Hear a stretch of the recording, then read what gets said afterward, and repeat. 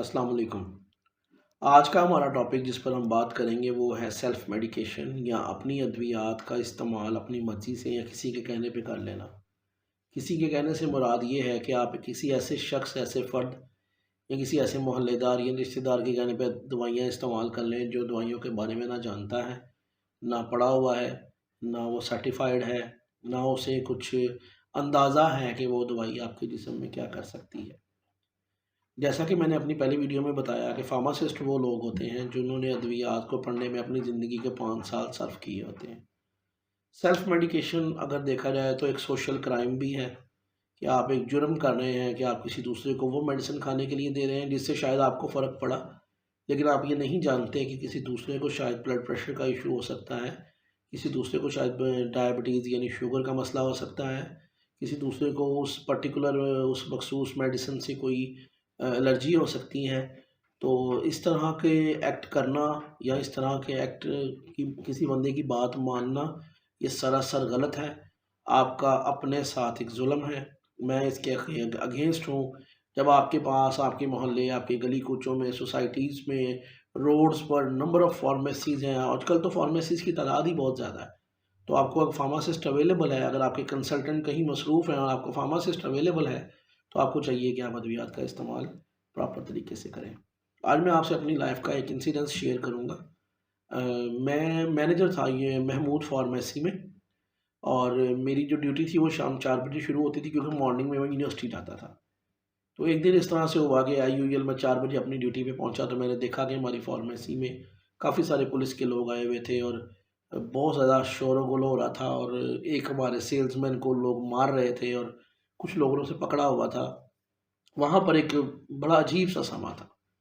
तो जब इंक्वायरी की तो पता चला कि इस तरह से हुआ कि डॉक्टर ने जब मेडिसिन प्रिस्क्राइब करके दी, मैं मेडिसिन्स का नाम इस्तेमाल नहीं कर सकता। मैं ये ज़रूर बताता चलूँ कि उस मेडिसिन का नाम जो था वो सी से शुरू होता था। तो जो डॉक्टर ने प्रिस्क्राइब करके दी एक ऐसे कपल को जिसकी वाइफ़ जो है वो प्रेग्नेंट थी और 3rd मंथ की प्रेगनेंसी थी। तो उसको उसने डॉक्टर ने जो मेडिसिन प्रिस्क्राइब कर कर दी वो बेबी की डेवलपमेंट के लिए थी। उसका नाम सी से शुरू होता था, और हमारे सेल्समैन के पास वो प्रिस्क्रिप्शन आई। सेल्समैन अक्सर आपने देखा होगा फार्मेसी में बातें-शातें कर रहे होते हैं, अक्सर अपनी कंपनी में मसरूफ़ होते हैं, हँस रहे होते हैं, नॉन सीरियस मूड में होते हैं। तो शायद उसके डॉक्टर की प्रिस्क्रिप्शन को पढ़ने में, डॉक्टर की राइटिंग को पढ़ने में उससे एक गलती हो गई। तो उसने उसी से मिलते-जुलते नाम की जो सी से ही शुरू होता था, एक ऐसी मेडिसिन उस बंदे को दे दी जो अबॉर्शन के लिए थी। आप ये समझ सकते हैं कि एक बच्चे की ग्रोथ वाली मेडिसिन और एक अबॉर्शन वाली मेडिसिन में कितना फ़र्क है। और वो जो एरिया था वो बड़े पढ़े लिखे लोगों का एरिया था, लाहौर के पॉश एरियाज़ में से वो एक एरिया था, और ज़्यादातर वहाँ पर फॉरेनर्स रहते हैं जो वो एरिया है। तो उन्होंने ये किया कि वो मेडिसिन लेने के बाद घर गए और उन्होंने उसको पढ़ा, इन्फॉर्मेशन लेने की कोशिश की कि ये डॉक्टर ने हमें क्या लिखा है और हम क्यों खाने लगे। और इस इन्फॉर्मेशन लेने का उनको इतना फ़ायदा हुआ कि उनकी जान बच गई। उनके बच्चे की जान बच गई, उनकी बीवी की जान बच गई। उस शख़्स ने जाके उसको गूगल पे या किसी चैनल पे इन्फॉर्मेटिव चैनल पे उसको सर्च किया और स्टडी किया, तो उसे फ़ौरन पता चल गया कि ये जो उसने मेडिसिन हाथ में पकड़ी हुई है, ये तो अबॉर्शन के लिए है। ये प्रेगनेंसी में कॉन्ट्रा इंडिकेटेड है, प्रेगनेंसी में मना है, नहीं दे सकते। वो बड़ा आग बबूला हुआ। ज़ाहिर बात है एक पोश एरिया में वो बंदा रहता था और अच्छा खासा पढ़ा लिखा था। तो उसने अपने साथ पुलिस को लिया और उसने डॉक्टर के क्लिनिक पे जाके दावा बोला। तो डॉक्टर ने कहा कि मैंने तो ये लिखी नहीं है, जो मैंने लिखी है वो तो ये है, ये आप खुद पढ़ लें। तो उसने अपनी जब उसको पढ़ाया तो वो भी उसने भी पढ़ा कि हाँ शायद फार्मेसी वाले से गलती हुई है। तो फार्मेसी में चले गए। फार्मेसी में जाके वो जो बंदा था उसने सी से नाम दोनों के शुरू हो रहे थे। डॉक्टर राइटिंग में वो एक जैसे लिखने में आते हैं दोनों नाम। तो इस तरह से हुआ कि जो अबॉर्शन वाली मेडिसिन थी वो लड़के को लगा कि ये है, तो उसके और भी बड़े पर्पसेज़ हैं, लेकिन प्रेगनेंसी में नहीं उसको देते। तो लड़के ने उनको वो दे दी।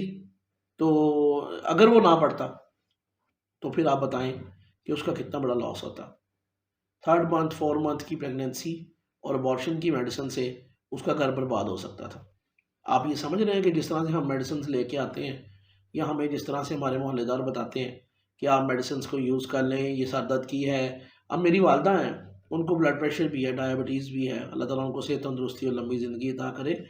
वो भी कभी कभार ऐसा होता है, साथ वाली आंटी आई, उन्होंने कहा कि ये सर दर्द की दवाई मैंने खाई थी, मुझे बड़ा फ़र्क पड़ा, आप प्लीज़ ये यूज़ कर लें, तो वो यूज़ कर लेती हैं, या उनको होता है कि मैं यूज़ कर लूँ। तो अब तो अल्लाह का शुक्र ऐसा नहीं है, लेकिन पहले पहले ऐसा था। तो अब मेरी वालदा को डायबिटीज़ भी है, हाइपरटेंशन भी है, ब्लड प्रेशर का मसला भी है, यानी कि तो इसका मतलब ये है कि अगर वो बताई हुई मेडिसिन को यूज़ कर लें तो हो सकता है उनका बीपी बढ़ जाए, हो सकता है कंट्रोलेबल ना रहे, हो सकता है डायबिटीज़ कंट्रोलेबल ना रहे, बीपी लो हो जाए या डायबिटीज़ लो हो जाए, बहुत सारे मसाइल, एलर्जी हो जाए, बहुत सारे मसाइल हो सकते हैं। तो मेरी आज की इस वीडियो में आप लोगों को ये एक पैगाम देना मेरा मकसद है कि जो सेल्फ मेडिकेशन है, जो अद्वियात का बगैर किसी माहिर अद्वियात से मशवरा किए इस्तेमाल है, वो आप लोगों की जान भी ले सकता है। आप लोगों से मैंने लास्ट वीडियो में भी डिस्कस किया कि पाकिस्तान में हर चौथा बंदा हेपाटाइटिस का पेशेंट है। हेपाटाइटिस का मतलब जिगर की सोजिश होता है, यानी हेपाटाइटिस ए बी सी आप सब लोग जानते हैं, डिफरेंट बीमारियाँ। लेकिन जब क्योंकि हमारे जिस्म में हमारी अद्वियात को जो हज़म करवाता है, जिसे टेक्निकल लैंग्वेज में कहेंगे मेटाबोलाइज करता है, वो लीवर होता है, यानी जिगर होता है। तो जिगर पे दवाई का डायरेक्ट इफेक्ट होता है। अगर हम गलत अद्वियात लेते हैं, अगर हम गलत अद्वियात की वजह से अपने जिस्म को डिस्टर्ब करते हैं, तो सबसे ज़्यादा डिस्टर्ब हमारा जिगर होता है, और जिसकी कंडीशन ये है कि वो फिर हेपाटाइटिस में चला जाता है, यानी उसके ऊपर सोजिश हो जाती है। तो जिगर की सोजिश फिर आगे बहुत सारी बीमारियों को पैदा करती है। तो आप लोगों से मेरी ये रिक्वेस्ट है कि कोशिश करें, बल्कि लाजमी करें कि किसी भी तरह किसी नॉन सर्टिफाइड बंदे से, किसी बंदे से, और आपने वो सुना होगा ना, वो बहुत मशहूर है, ये गोली तेज़ है, ये गोली जो है ये गर्म होती है, ये गोली जो है ये पता नहीं किस किस तरह की लोग बातें करते थे पहले पहल। तो मेरी बड़ी सिस्टर भी अक्सर कहती होती हैं कि ये गोली बहुत तेज़ है। तो मैं उनसे कहता हूँ कि आपकी ये गोली बहुत तेज़ है, आप इसे सब्ज़ी काट लिया करें, छुरी छोड़ दें। तो गोली तेज़ होने का क्या मतलब होता है? तो मकसद होता है अफेक्ट होने का। तो अगर आपको इंडिकेशंस हैं, अगर आपको प्रॉब्लम्स हैं, तो आप मेडिसिन यूज़ करें। आपका दिल कर रहा है आप दवाई खाएं, ऐसा ना करें। बहुत सारी इंडिकेशन ऐसे हैं कि लोगों को लग रहा होता है कि उनको प्रॉब्लम है, लेकिन एक्चुअली उनको वो प्रॉब्लम नहीं होती। जब उनको वो प्रॉब्लम नहीं होती तो वो अद्वियात नहीं ले सकते। अगर वो अद्वियात लेते हैं तो ज़ाहिर बात है केमिकल्स हैं, बॉडी में जाएंगे, रिएक्शंस करेंगे, बॉडी में डिफरेंट इफेक्ट्स पैदा करेंगे। हो सकता है टाइम बीइंग आपको नज़र ना आए, क्योंकि जब हम यंग एज में होते हैं तो हमारे इम्यून सिस्टम बड़े स्ट्रांग होते हैं, हमारे सिस्टम्स बड़े इफेक्टिव होते हैं, एक्टिवली काम कर रहे होते हैं, तो छोटा मोटा चेंज नज़र नहीं आता। लेकिन एज सून एज हम एज में बढ़ते चले जाते हैं, तो यही अद्वियात हमारे लिए डेंजरस साबित होती हैं। हमें बहुत ज़्यादा मुश्किलात का सामना करना पड़ता है डिफरेंट अद्वियात को लगवाने से, और हमारा लीवर ब्रस्ट हो सकता है, डेथ हो सकती है पेशेंट की गलत दवाई के इस्तेमाल से। कोशिश करें, अपने ऊपर ये लाजिम करें कि आपने सेल्फ मेडिकेशन नहीं करनी। लोगों को भी बताएं कि जब आपके सोसाइटीज़ में आपके करीब टेलीफोनिकली आपके पास फार्मासिस्ट अवेलेबल है, क्योंकि कंसल्टेंट्स के पास शायद इतना टाइम अवेलेबल ना हो, उनका आपको अपॉइंटमेंट लेना पड़े, अपने कंसल्टेंट के पास जाना पड़े, दैट्स वेल एंड गुड। लेकिन अगर आप नहीं जा पा रहे, अगर आप देख रहे हैं कि आपके पास शॉर्टेज ऑफ टाइम है, कंसल्टेंट चले गए होंगे, ज़्यादा देर हो गई है, या ज़्यादा अर्ली आपको उठ गए हैं आप, डायरिया है, छोटे मोटे इश्यूज़ हैं, फ्लू है, कोल्ड है, खांसी है, इस तरह के कुछ छोटे मोटे इश्यूज़ हैं, तो आप अपने फार्मासिस्ट से कंसल्ट करें। इसके अलावा डायबिटीज़ को मेंटेन रखने के लिए, ब्लड प्रेशर को मेंटेन रखने के लिए, स्पेशली ब्लड प्रेशर के पेशेंट, ये बात याद रखिएगा कि ब्लड प्रेशर और डायबिटीज़ यानी शुगर एक ऐसी बीमारी है जिसका हाई लेवल तो शायद पेशेंट की बॉडी बर्दाश्त कर लेती है, लेकिन लो लेवल किसी सूरत बर्दाश्त नहीं होता। लो लेवल से पेशेंट की जान जा सकती है, खा वो ब्लड प्रेशर हो, खा वो डायबिटीज़ यानी शुगर हो।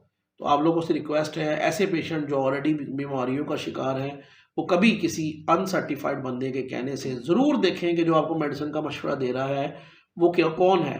ये ना कहें कि वो खुद खाता है, वो खुद खाता होगा, उसको ज़ाहिर बात है इंडिकेशंस होंगी, उसको भी किसी ने बताई होगी ना, और डेफिनेटली उसने किसी कंसल्टेंट से पूछी होगी, या किसी हेल्थ प्रोफेशनल से पूछी हुई होगी। उसने इस तरह से किसी मोहल्ले से या किसी बाबे से या किसी साथ वाले रिश्तेदार से नहीं पूछी होगी, तो उसने अपने लिए पूछी है ना। किसी का ड्रेस आप तो नहीं पहन सकते ना, किसी के कपड़े आपको पूरे नहीं आ सकते, इस बात को अंडरस्टैंड करें। आपको किसी का ड्रेस 100% फिट नहीं आएगा, आपको अच्छा नहीं लगेगा, कोई ना कोई प्रॉब्लम उसमें ज़रूर होगी। सेम एज ऑन मेडिसिन, कपड़े पहनने से कुछ नहीं होता किसी के, लेकिन अद्वियात खाने से, केमिकल खाने से आपका लीवर डिस्टर्ब होता है, आपकी ज़िंदगी डिस्टर्ब होती है, इरिवर्सिबल आपको लॉस हो सकता है जिसका कोई इजाला नहीं है। अपने बच्चों को, स्पेशली छोटे बच्चों में, कोई ऐसी मेडिसिन इस्तेमाल ना करें जो उनकी ज़रूरत नहीं है। और ज़रूरत क्या है और अद्वियात कौन सी हैं और बीमारी क्या है, उसकी प्रॉपर तशख़ीस के लिए अपने करीबी डॉक्टर या फार्मासिस्ट से ज़रूर रब्ता करें। मेरी आप लोगों से एट द एंड फिर ये रिक्वेस्ट है कि सेल्फ मेडिकेशन जो है ये बहुत डेंजरस है। मशवरे के बगैर अपनी अद्वियात को बिल्कुल इस्तेमाल ना करें।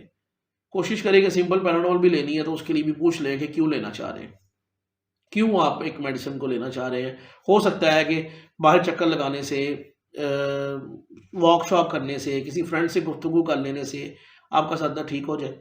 जितना ज़्यादा हो सकता है मेडिसिन से बचना चाहिए, क्योंकि जो पढ़े लिखे मुल्क हैं, जो पढ़े लिखे लोग हैं, अद्वियात उनके लिए आखिरी ऑप्शन है, जबकि हमारे यहाँ पहला ऑप्शन है। तो कोशिश करें ये आखिरी ऑप्शन ही रहे। बहुत सारे लोग मेडिसिन से बचते हैं और लॉन्ग ज़िंदगी, अपनी ज़िंदगी जीते हैं। अल्लाह ताला उनको, आपको भी लंबी ज़िंदगी अता करे, बीमारियों से दूर रखे। मेरी बहुत दिल से दुआ है कि आप लोग हर तरह की बीमारी से दूर रहें और सेहतयाब रहें। अल्लाह ताला आपका हामी नासिर हो। शुक्रिया।